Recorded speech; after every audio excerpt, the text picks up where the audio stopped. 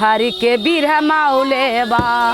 अरे चला चला सखिया है गंगा किनारवा, केवटा हरि के बिरह माउले बा।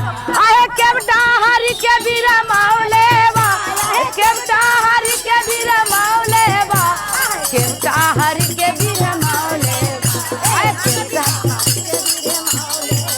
अरे चला चला सखिया है गंगा किनारवा, चला सखिया है गंगा किनारवा, केवटा हरि के बिरह माउले बा।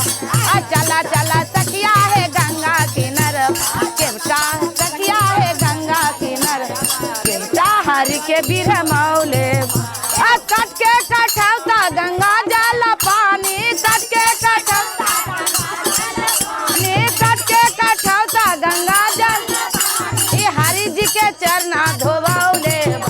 आए हरि जी के बोल के, आए हरि जी के चरना धोलाउले। आए चला चला सखिया है गंगा किनारवा, केवटा हरि के बिरह माउले।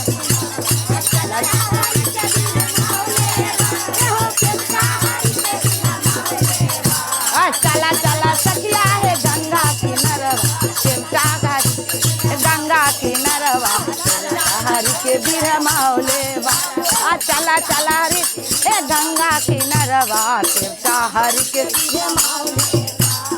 अपने जे पीले परिवार के पिलाओले, अपने जे पीले परिवार सबके स्वर्गा पे ठौले बा। आहे सबके स्वर्गा पे ठौले बा। चला चला सखिया है गंगा किनारवा, केवटा सखिया है गंगा किनारवा, केवटा हरि के बिरह माउले बा। चला चला के बिरह माउले बा। चला चला सखिया है गंगा किनारवा, केवटा हरि के बिरह माउले।